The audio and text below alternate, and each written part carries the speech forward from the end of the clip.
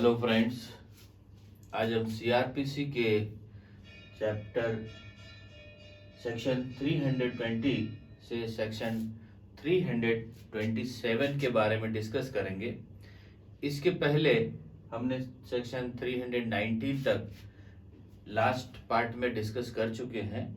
इसमें सेक्शन 320 कहता है कंपाउंडिंग ऑफ ऑफेंसेस। कुछ ऐसे अपराध होते हैं जिन्हें कंपाउंड किया जा सकता है, जिन्हें मजिस्ट्रेट या जज समाप्त कर सकता है without permission of honourable high court. High court की अनुमति के बिना उन केसेस को, उन धाराओं में जो आरोप हैं, उन आरोपों को मजिस्ट्रेट खत्म कर सकता है। तो इसमें एक टेबल बनाई हुई है, दो टेबल हैं। इन टेबल्स में कौन सा अपराध क्या होता है और किसके द्वारा, किसके स्टेटमेंट पर या किसके वापस लेने पर उसे समाप्त किया जा सकता है, इसमें बताया गया। पहला है कि ऑफेंस के बारे में एक्सप्लेन किया गया फर्स्ट पार्ट में। सेकंड पार्ट में उसमें उस ऑफेंस का सेक्शन क्या है, धारा क्या है, और लास्ट थर्ड पार्ट में उस धारा में किस व्यक्ति के द्वारा उस ऑफेंस को समाप्त किया जा सकता है, किसके स्टेटमेंट पर, किसके वापस लेने पर उसे समाप्त किया जा सकता है, इसमें दिया गया है। इसमें अभी सपोज करते हैं कि वॉलंटरी काउसिंग हर्ट ऑन प्रोवोकेशन, स्वेच्छा से उपहार कारित करना, ये सेक्शन 323 में आता है। अब मान लेते हैं किसी ने उपहत्या कारित की है और उस पर सेक्शन 323 का आरोप है, तो वो आरोप the person to whom the hurt is caused, जिस व्यक्ति पर उपहत्या कारित की गई, अगर वह व्यक्ति स्टेटमेंट करता है तो वह उसे कंपाउंड किया जा सकता है, समाप्त किया जा सकता है। तो ऐसी इसमें टेबल सेक्शन 320 में दिया गया कि कौन कौन सी सेक्शंस हैं। इसमें बहुत सारे सेक्शंस हैं, टेबल से पढ़ करके इसमें से उन सेक्शंस के बारे में, दो टेबल हैं उनमें निकाला जा सकता है। और थर्ड पार्ट में कुछ ऐसे ऑफेंस हैं, उनके पार्ट में डिस्कस किया गया। अमेंडमेंट है, उनके बारे में डिस्कस किया गया। तो अब ये सेक्शन 320 कंपाउंडिंग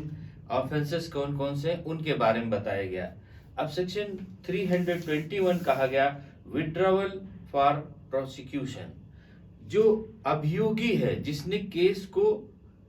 लिखाया है, उसके द्वारा कैसे समाप्त किया जाएगा ये केस, उसके बारे में सेक्शन 321 में बताया गया। इसमें कहा गया द पब्लिक प्रोसिक्यूटर और assistant public prosecutor in charge of a case may, with the consent of the court, at any time before the judgment is pronounced, withdraw from the prosecution of any person, either generally or in respect of any one or more of the offences for which he is tried, and upon such withdrawal। अब इसमें कहा गया कि कोई भी public prosecutor या assistant public prosecutor जिसने मुकदमा लिखाया है, उसकी सहमति से कोर्ट के सामने उसे वापस लेने के लिए या उसको होस्टाइल करने के लिए परमिशन, वापस लेने के लिए उसको परमिशन लेता है, और कोर्ट की ये सहमति बन जाती है कि वह उसे वापस ले सकता है, वह उसे विड्रॉ कर सकता है, तब उस केस को विड्रॉ करने का पावर इसमें सेक्शन 321 में दिया गया। अब इसमें सेक्शन 322 में कहा procedure in cases which magistrate can not dispose of. ऐसे कौन कौन से मामले हैं जिनमें मजिस्ट्रेट उसकी निपटारा नहीं कर सकता, उसे सॉल्व नहीं कर सकता, मतलब उसके ज्यूरिडिक्शन के बाहर होगा तभी सॉल्व नहीं कर सकता। वो कौन कौन से केसेस होते हैं, उनमें क्या प्रक्रिया चलती है, ये 322 में कहा गया। इसमें कहा इसके सब क्लास 1 में, if in the course of any inquiry into an offence or a trial before a magistrate in any district the evidence appears to him to warrant a presumption. इसका सब क्लास 1 कहता है that he has no jurisdiction to try the case or commit it for trial। या तो वो उसके jurisdiction से बाहर है, मजिस्ट्रेट जिसके समक्ष केस है उसके जुरिडिक्शन से बाहर है, या उसे ट्रायल करने के लिए है तब उसकी क्षमता नहीं है, पहली बात। दूसरी बात कहा that the case is one which should be tried or committed for trial by some other magistrate in the district। उस शहर में किसी दूसरे मजिस्ट्रेट जो उसका ट्रायल कर सकता है, जिसके जुरिडिक्शन में है, जिसके पावर में है, वो उसको भेज देता है, मतलब उसके पास वो नहीं है, दूसरे के पास में है तब। और थर्ड बात कहा that the case should be tried by the chief judicial magistrate। अब जुडिशियल मजिस्ट्रेट सीजीएम के पास में उसको ट्रायल करने का पावर है और अदर के पास में वो है, तब उसकी क्षमता नहीं होगी। He shall stay the proceeding and submit the case. वो क्या करेगा, वो मजिस्ट्रेट जिसको इन तीन बातों की कहा कि judicial magistrate, chief judicial magistrate को ट्रायल करने का पावर है, या उसके जुरिडिक्शन से बाहर है, या वो कमिट होने वाला है, या दूसरे मजिस्ट्रेट का क्षेत्राधिकार में है, उसके क्षेत्राधिकार में नहीं है। अगर ऐसी तीन बातें हैं तो फिर वह मजिस्ट्रेट उस जो प्रोसीजर चल रहा उसको रोक देगा, और रोकने के बाद में with a brief report explaining it's nature, उस केस की संक्षिप्त एक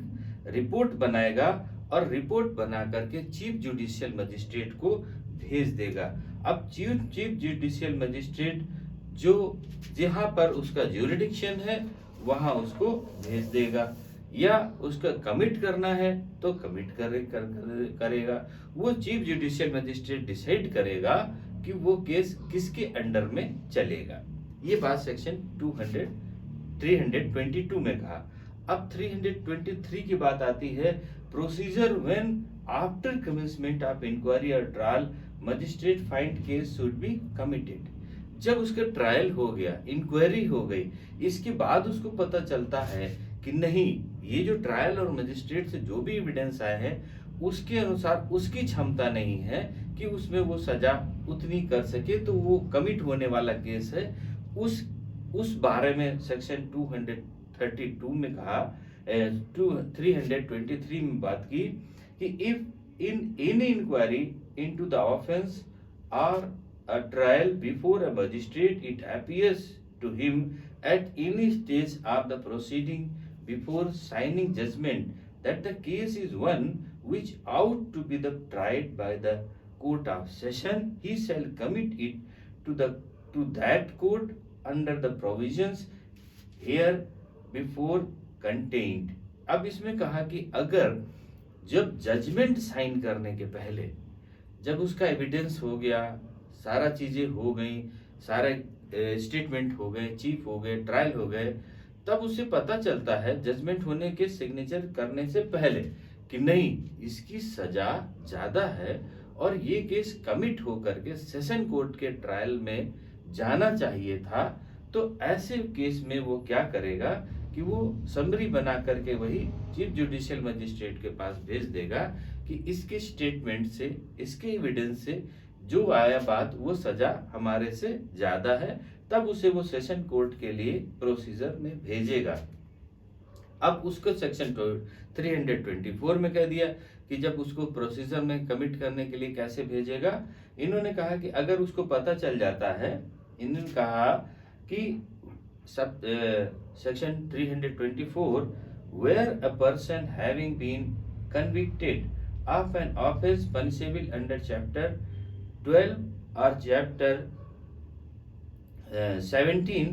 of the Indian Penal Code with imprisonment for a term of 3 years or upward is again accused of any offense punishable under either of those chapter with imprisonment for a term of 3 years or upward, and the magistrate before whom the case is pending is satisfied that there is ground for presuming that such person has committed the offense, he shall be sent for trial to the chief judicial magistrate or committed to the court of session unless the magistrate is competent to try the case and is of opinion that he can himself pass an adequate sentence if the accused is convicted. अब इसमें कहा गया कि अगर कोई person जो 3 साल या उससे ऊपर की सजा का दोषी है, उसको पहले किसी केस में 3 साल या उससे अधिक की सजा उसको मिल चुकी है और सेम केस उसके पास में आया जिसमें उसको 3 साल या ऊपर की सजा हो सकती है और उस पर सिद्ध होता है, तो ऐसे केस को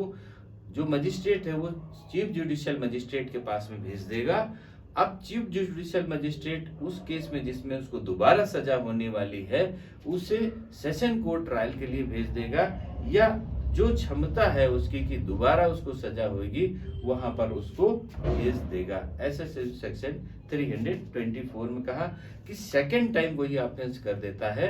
पहले ऑफेंस में उसको सजा मिल चुकी है और दोबारा कोई घटना कर देता है उसको सजा मिल रही है और ये पक्का डिसाइड हो जाता है कि इसने भी ये घटना की आरोप किया, जो आरोप है उस पर सिद्ध होता है, इसको दोष सिद्ध होना है, ऐसी दशा में वो समरी बना करके चीफ जुडिशियल मजिस्ट्रेट के पास भेज दीजिएगा। मजिस्ट्रेट उसको सेशन कोर्ट में ट्रायल के लिए या अदर जो ज्यूरिडिक्शन होगा उसको भेज करके उसका ट्रायल करवाएगा। अब इसमें सेक्शन 325 में कहा गया procedure when magistrate can not pass sentence sufficiently severe. इसमें कहा कि अगर कोई मजिस्ट्रेट है जो कठोर दंड का आदेश नहीं दे सकता, मतलब उसकी क्षमता से बाहर है, उसमें क्या करेगा, whenever a magistrate is of opinion after hearing the evidence for the prosecution and the accused that the accused is guilty। अब उसने सुन लिया, सारे हियरिंग कर ली, एविडेंस ले लिया और अक्यूज ने क्या किया, गिल्टी की। अक्यूज क्या करता है कि वह अभियुक्त दोषी है and that he ought to receive a punishment different in kinds from or more severe than that which the magistrate is empowered to inflict, or being a magistrate of the second class is the opinion that the accused ought to be required to execute a bond under section 106, he may record the opinion and submit his proceeding and forward the accused to the chief judicial magistrate to whom he is subordinate। अब इसमें कह दिया गया कि कोई magistrate ऐसा है जिसके पास में उसका केस आया है, वो ट्रायल चल रहा है, तो उसमें दंड देना है उसको, वो दंड सशक्त है, मतलब उसकी क्षमता से बाहर है, उससे ज्यादा है, उसको ऐसा महसूस होता है कि इसमें दंड उसको ज्यादा मिलना चाहिए, तो वो उसकी समरी बना करके किसको भेज देगा, फिर चीफ जुडिशियल मजिस्ट्रेट को भेज देगा और चीफ जुडिशियल मजिस्ट्रेट उसकी क्षमता ज्यूरिडिक्शन के अंतर्गत जहां पर आता है वहां उसको भेजेगा। अब सेक्शन 326 की बात आती है, कन्विक्शन और commitment on evidence partially recorded by one and partially by another. अब इसमें कहा कि कुछ तो एक मजिस्ट्रेट के द्वारा रिकॉर्ड किया जाता है, कुछ दूसरे मजिस्ट्रेट के द्वारा रिकॉर्ड किया जाता है। सेक्शन 326 में कहा गया कि अगर कोई मजिस्ट्रेट के पास में कोई आरोप बन करके उसका ट्रायल स्टार्ट किया जाता है, साक्ष्य उसमें लेता है मजिस्ट्रेट, तो उस साक्ष्य में से वो कुछ साक्षियों का स्टेटमेंट ले चुका है और कुछ साक्ष्य आ चुके हैं उसके पास में। उन साक्ष्यों से उसको महसूस होता है कि नहीं, उसकी ज्यूरिडिक्शन से बाहर है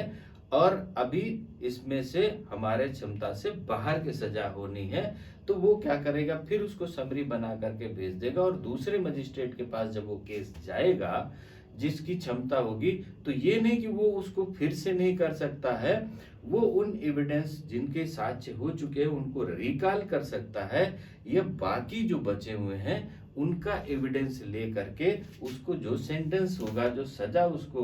प्राप्त होनी होगी, वो सजा सुनाएगा। तो इसमें दो मजिस्ट्रेट की बात कही गई। पार्शियली एक मजिस्ट्रेट उसका ट्रायल करता है और पार्शियली अदर मजिस्ट्रेट ट्रायल करता है। वो अदर मजिस्ट्रेट क्यों पार्शियली ट्रायल करता है, क्योंकि उसकी क्षमता जो पहले मजिस्ट्रेट ट्रायल कर रहा था उससे ज्यादा सेंटेंस, उससे ज्यादा उसका अभियुक्त जो है दोषी, उससे हायर सेक्शन में आना है, तो वो क्या करेगा, उसको भेज देगा। और दूसरा जो चीफ जुडिशियल मजिस्ट्रेट है वो उसको उस क्षमता के मजिस्ट्रेट के पास भेजेगा जो अधिक सजा दे सकता है, तो वो पार्शियली ट्रायल करेगा। पार्शियली ट्रायल में इस सेक्शन में उसको ये पावर दे दिया गया कि वो जो भी विटनेस आ चुके हैं उनको चाहें तो वो रिकॉल कर सकता है, पुनः उनकी साक्ष्य करा सकता है। अब बात आती है सेक्शन 327 की, कोर्ट टू बी ओपन। इसमें कहा कि जो कोर्ट होगी, जो कोर्ट न्यायालय होगा वो खुला होगा। अब खुला न्यायालय की बात इसमें कही गई कि ऐसा न्यायालय नहीं कि वो मैदान हो, उसमें